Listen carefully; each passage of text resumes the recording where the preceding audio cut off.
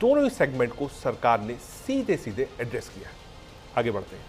बंगाल विधानसभा के अंदर हंगामे की खबर सामने आ रही है। आपको बता दें कि किसी मुद्दे को लेकर बीजेपी और टीएमसी विधायकों को बीच बहस हो गई, जो मारपीट में बदल गई।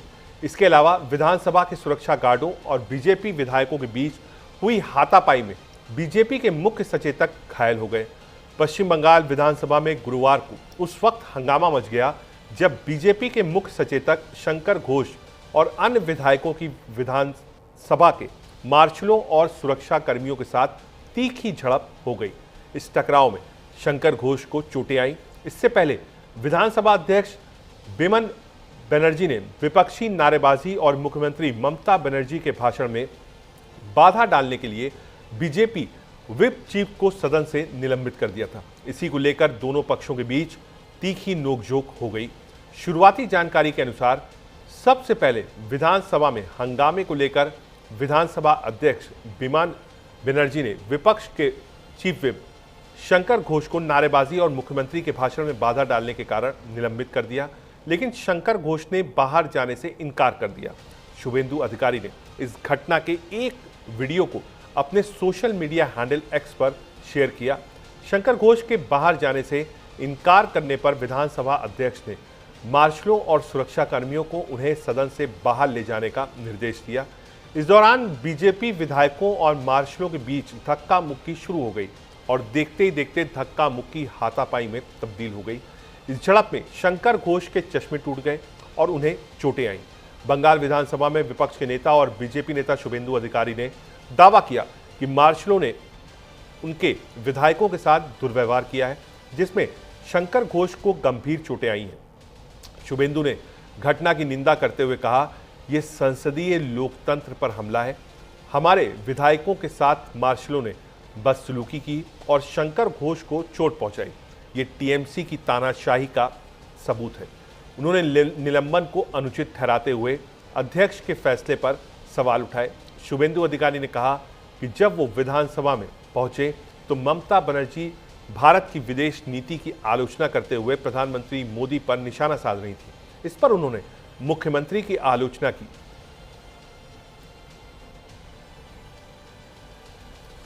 पूरा मामला क्या है ये आपको समझाते हैं। बंगाली प्रवासियों पर चर्चा के दौरान अगुवाई विवाद हुआ। शंकर घोष का निलंबन, बाहर जाने से इनकार किया गया। मार्शल की कार्रवाई हुई। शंकर घोष घायल हुए। एम्बुलेंस बुलाई गई। शंकर घोष, अमृता पॉल, मिहिर गोस्वामी निलंबित कर दिए गए। क्या कुछ कहा ममता बनर्जी ने इस पूरे मुद्दे पर, सुनाते हैं।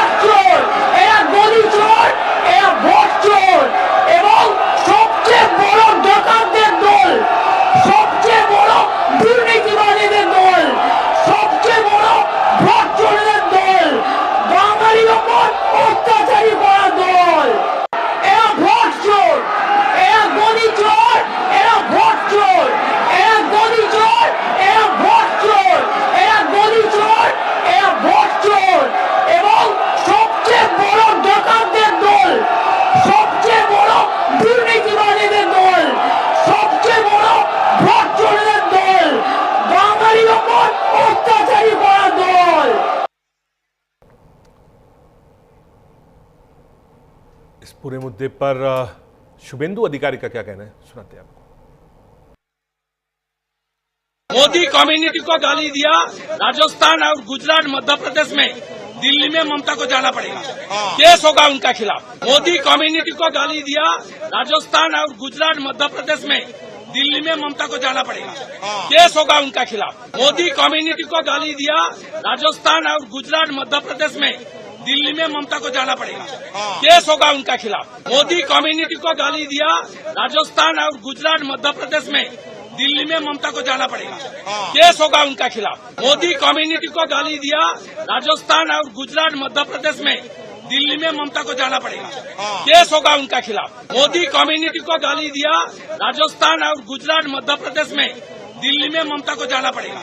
केस होगा उनका खिलाफ। मोदी कम्युनिटी को गाली दिया। राजस्थान और गुजरात, मध्य प्रदेश में, दिल्ली में।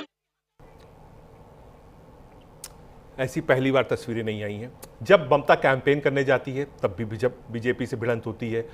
अभी थोड़े दिन में दुर्गा पूजा की बारी आएगी, उसके बाद भी बीजेपी टीएमसी सामने होगी। दरअसल बीजेपी ने बंगाल में मेहनत करी और चाहती थी सत्ता तक पहुंचे, लेकिन अब तक सत्ता तक नहीं पहुंच पाई। लेकिन बीजेपी ने दो बड़े काम किए। पहला, वहां से लेफ्ट और कांग्रेस पार्टी को विपक्ष की भी भूमिका से हटा दिया है। आज मुख्य रूप से अगर कोई विपक्ष है तो भारतीय जनता पार्टी है। वो भारतीय जनता पार्टी जिसने कभी नहीं सोचा था कि वहां पर सत्ता या फिर सत्ता के करीब पहुंच पाएंगे। बीजेपी ने अच्छा प्रदर्शन किया है, लोकसभा में अच्छा प्रदर्शन किया है और तमाम टीएमसी के भी बड़े नेता आज आपको बीजेपी के साथ दिखेंगे। शुभेंदु अधिकारी से लेकर जितने बड़े चेहरे हैं वो सब पहले ममता के साथ थे, अब ममता के विरोध में खड़े हैं।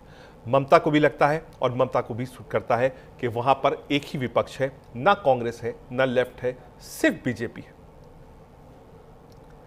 न्यूज़ 7 में आज के लिए इतना ही। आप देखते रहिए न्यूज़ इंडिया।